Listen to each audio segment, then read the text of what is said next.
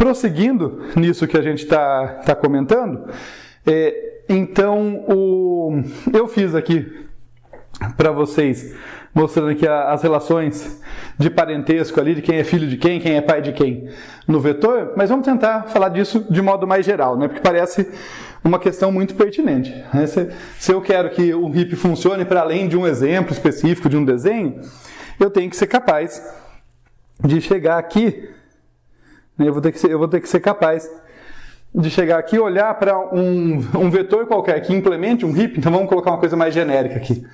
Imagine que eu tenho aqui um vetorzinho V que está implementando um RIP. E se eu chegar aqui na 10ª posição dele, eu tenho que saber quem são os filhos dele, sabe? São questões pertinentes, né? Quem que é o filho esquerdo desse cara? Quem que é? Onde está esse cara? Quem que é o filho direito desse cara?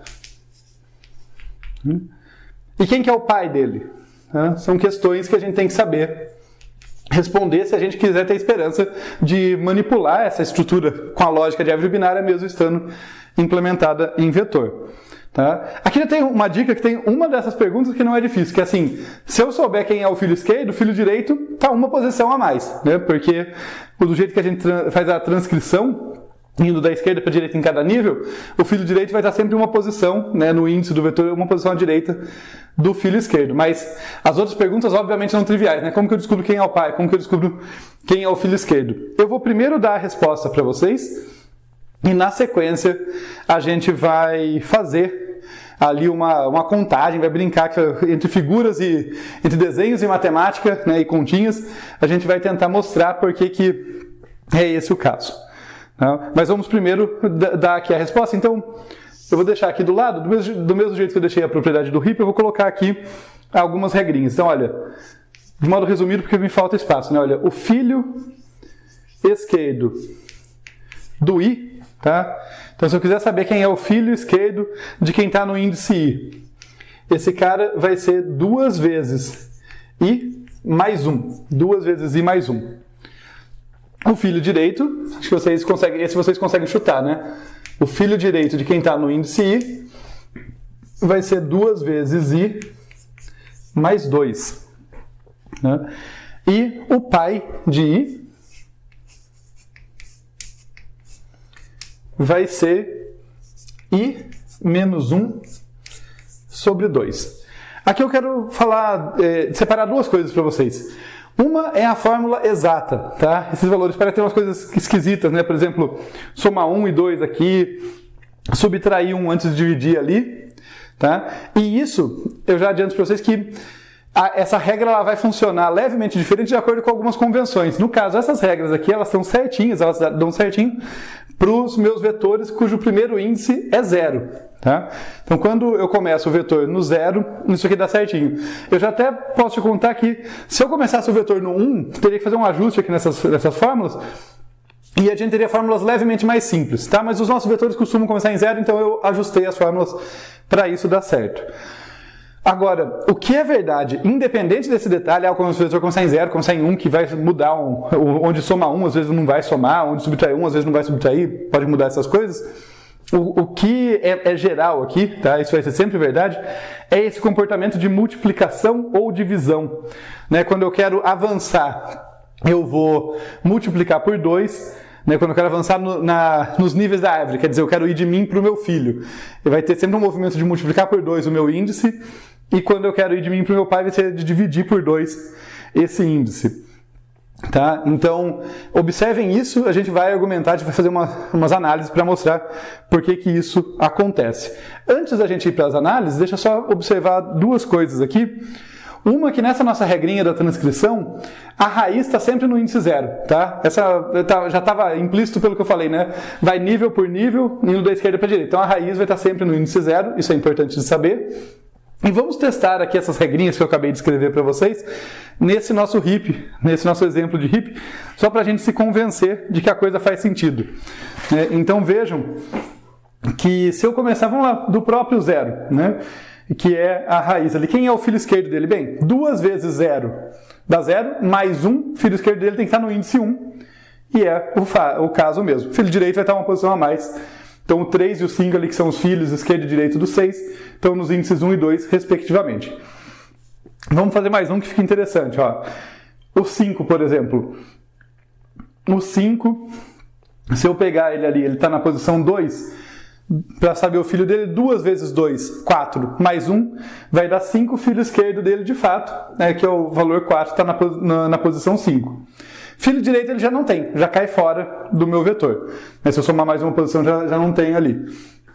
O que remete a gente saber, com essas formulazinhas, quando que eu não tenho mais filho, né? Saber identificar. A gente vai usar isso depois para implementar, então deixa eu citar para vocês. Como que eu vou saber que eu não tenho mais filho? Bem, eu vou testar. Eu faço a fórmula, né? Tipo, dado um índice I, eu calculo a posição do meu filho esquerdo, a posição do meu filho direito, né?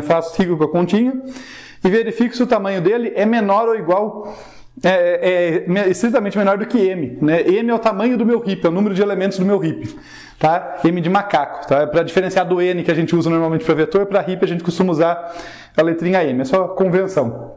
Mas então nesse caso aqui, o meu M é 6, é meu número de elementos do heap, né? Eu tenho 6 elementos, meus índices vão de 0 até 5, tá? Então, quando o filho direito do 5 ali, que está no índice 2, por exemplo, caiu na posição 6, 2 vezes 2, 4 mais 2, deu 6, eu sei que ele não ficou menor do que o meu número de elementos, então ele está fora do heap, é o meu sinal de que eu não tenho aquele filho, tá?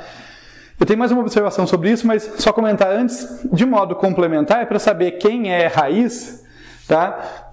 Vai ser o elemento que está no índice 0. Se eu fizer a continha, se eu tentar detectar o pai dele, vai dar o próprio 0, né? Porque 0 menos 1 dá menos 1, dividido por 2 ali, truncado, eu acho que vai dar 0 esse resultado. Confesso que eu não tenho certeza agora para onde que eu trunco, se quando eu dar menos meio na divisão inteira se trunca para menos 1 ou para 0. Mas independente disso, eu sempre identifico a raiz como estando no índice 0, então isso é mais tranquilo, né? Detectar onde que está, se eu tenho ou não filho de um elemento, que tem que ser mais cuidadoso comparar com o número de elementos do heap. E falando, né, do número de elementos do heap, acho que faltou esse comentário, vejam que pela própria fórmula aqui, ó, fórmula do filho esquerdo 2 vezes I mais 1, fórmula do filho direito 2 vezes I mais 2, eu já sei que a segunda metade do meu vetor ali não tem filhos, né? Isso quando a gente olha pela lógica do vetor, é bem direto, né? Porque eu vou pegar o índice deles e vou duplicar. Tipo, se eu pegar aqui, por exemplo, 3 vezes 2, só isso já dá 6, mais 1 vai dar 7, né? Então, eu já sei que pelo menos metade do meu vetor não vai ter filhos. E isso corresponde a uma propriedade que de fato a gente tem aqui nas árvores completas ou quase completas, que é pelo menos metade dos nós são folhas, tá? Eu tenho mais nós folhas do que nós que não são folhas. Isso tem essa relação aí com o fato de que na implementação em vetor aqui do meu heap, que é uma árvore quase completa, a segunda metade do vetor, os elementos da segunda metade nunca vão ter filhos, eles são folhas. Deixa eu ver se tem mais alguma observação que eu queria fazer para vocês antes da gente avançar.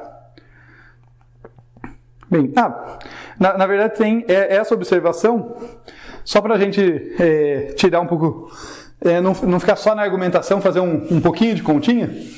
Tá?